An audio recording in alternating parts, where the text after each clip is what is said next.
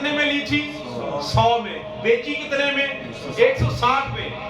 اور پھر وہی شخص دوبارہ ملا، 100 کو اس کا دے دیا، اور 60 درہم واپس لے کر جب سیدہ کے پاس آئے اور آ کے بتایا کہ آج اللہ سے تجارت کی ہے، اللہ نے بڑا نفع عطا فرمایا. سبحان اللہ. جب یہ بات بارگاہ رسالت میں پہنچی تو میرے آقا نے فرمایا علی جانتے ہو وہ اونٹنی لانے والا کون تھا اور لینے والا کون تھا؟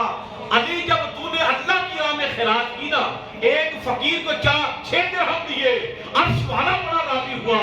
فرمایا جبریل اونٹنی لے جا، آج علی کو نفع دینا ہے، 100 میں تو بیچ دے، میکائیل تو چلا جا، 160 میں تو خرید لے.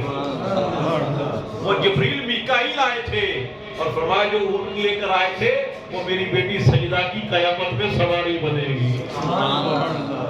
اللہ کے نام پر دینے میں کبھی کم نہیں ہوتا. میرے آقا نے ارشاد فرمایا مجھے رب کی عزت کی قسم، میں اللہ کا نبی قسم اٹھاتا ہوں، ضمانت دیتا ہوں کہ جو اللہ کی راہ میں خیرات کرتا ہے اس کا مال کبھی بھی کم نہیں ہوتا. سرکار کی بارگاہ میں جبریل ایک مرتبہ آیا، اس کی یا رسول اللہ یہ جو غریب سے ابھی آپ کے سامنے بیٹھا ہے نا، کل ظہر میں اس کا انتقال ہو جائے.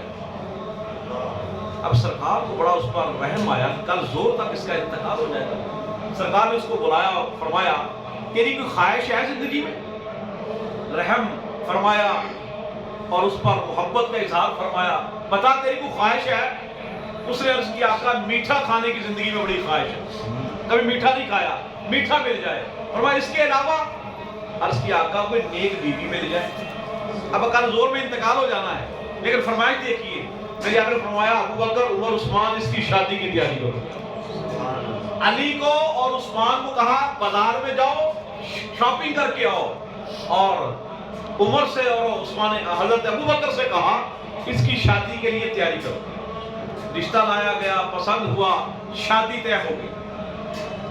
اور سرکار نے فرمایا ایک صحابی کو کہ تیری ڈیوٹی یہ ہے کہ اس کے گھر کے باہر کھڑا رہے، کل جب ظہر کا وقت آئے تو اس کے گھر سے جب رونے کی آواز آئے تو مجھے بتا دے. سرکار نے ظہر کی نماز پڑھائی، سرکار نے صحابی کو بھیجا پوچھ کے آؤ آواز آئی کسی چیز؟ عرض کیا آقا نہیں وہاں تو خوشی کی آواز آ رہی ہے اندر سے. عصر کی نماز بھی سرکار نے پڑھا دی، پھر خوشی کی آوازیں اندر سے آ رہی ہیں. سرکار نے کہا اس صحابی کو بلا کے لاؤ. جب بلا کے لایا سرکار نے فرمایا بتا تو نے کون سا عمل کیا ہے کہ اللہ نے تیری موت کو مؤخر کر کے